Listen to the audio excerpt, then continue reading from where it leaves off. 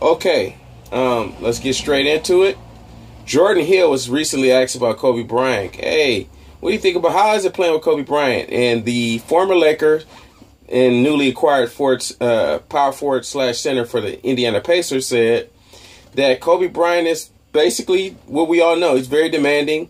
He's always screaming. You hear him on the court. You hear him in practice. He's the loudest person. You can barely hear anything else except Kobe. So he's not built for everybody to play with. So my take on that, I think, yeah, he's somewhat true. I mean, you can't be Kobe Bryant and win 5 championship rings without being a little demanding. So another thing, let's just see how that plays out with Randall, Russell, and Clarkson. Let's just see how that plays out with the little three. Speaking of the little three, Clarkson and Russell, they are allegedly about to start working out with Steve Nash. And you've seen how that worked out for Jordan Clarkson. He's obviously made some improvements, and I think that it's awesome that Steve Nash is taking the time to really help these young boys. And I think it's going to mean a world of a difference for D'Angelo Russell. Other Laker news. Lakers are in talks to try to acquire Ty Lawson. Now, Ty Lawson is kind of known as right now he has these 2 DUIs, or I forgot how many DUIs. He has a lot of DUIs. And the Nuggets are trying to get rid of him because they have Moutier, and they don't want him to be like a bad influence on Moutier, some say. And they want kind of a clean slate. They want to get rid of his contract. They're tired of all of the problems that come with him being in the news for DUIs and stuff like that. So you have a couple teams like the Rockets, the Lakers, and the Pistons that are trying to acquire him because he has a lot of talent. Is he an all-star? Potentially could be, but the West is so stacked with all-star guards that it's pretty much hard to make it as an all-star.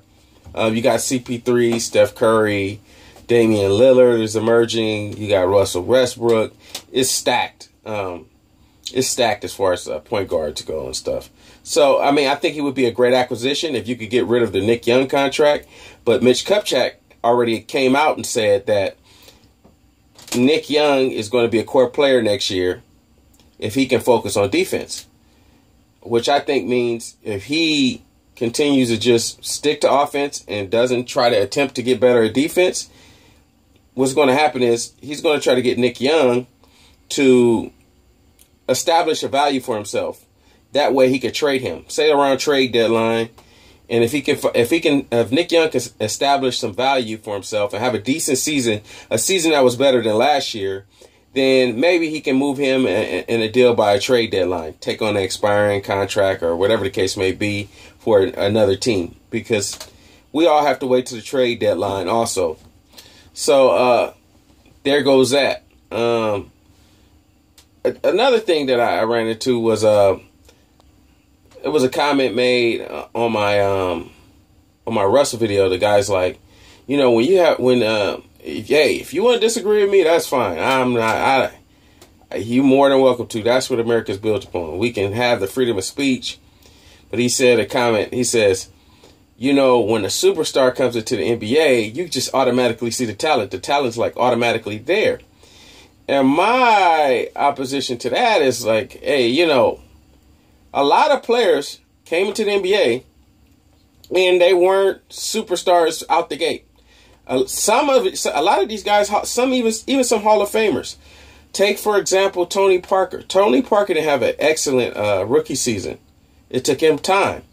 Who else? John Stockton didn't blow anybody away. Dirk Nowitzki. He had 9 points or something like that. It wasn't like a spectacular, stellar season. Steve Nash, he didn't have a great first season. Gary Payton didn't have a great rookie season. Who else? Did I already mention Tony Parker? Yeah, Tony Parker didn't have. Yeah, I already mentioned him. Scottie Pippen. Scottie Pippen didn't have a great rookie season. Horace Grant said Scottie Pippen wasn't even the best rookie on the Bulls at that time. So it takes time. It takes time to really emerge and become that future superstar. But see, look, I'm going to keep it real with you. I don't know if he's going to be the next Magic Johnson, because those come once every blue moon. I mean, very rare that you see a Magic Johnson, a LeBron James, or even a Michael Jordan, somebody that can get placed in a situation where they're in the finals and be very young and be able to react to that. Kobe, he was very young when he went to the finals, and he was able to. But see, a lot of these guys that I mentioned, these guys did 3 or 4 years in college, and a lot of guys now, they're just one and done. They don't even give themselves time to develop. That's why it's so, it's so, you never know who's going to be the top dog, with the exception of Kentucky. Kentucky always finds themselves at least in the Final Four, very close. And Duke is well known, established. They tend to get the blue chips. So what I'm saying is, I don't know. I don't know if he's going to be a superstar. I don't know. I know for sure he's probably not going to be the next Magic Johnson. I'm not on the hype train, but I'm not on the train where I'm dismissing him and just being flippant about his talent. I'm not saying he's going to be a bust, but I'm not saying he's going to be this transcendent player that some people make him out to be. I hope that he is. I hope that he can be an elite superstar. I think he has a talent to do that, but I'm not on the train saying that he's a bust. I don't think he's going to be a bust. So there you go. I want to keep you guys updated, my Laker Nation. Like, comment, subscribe. Peace.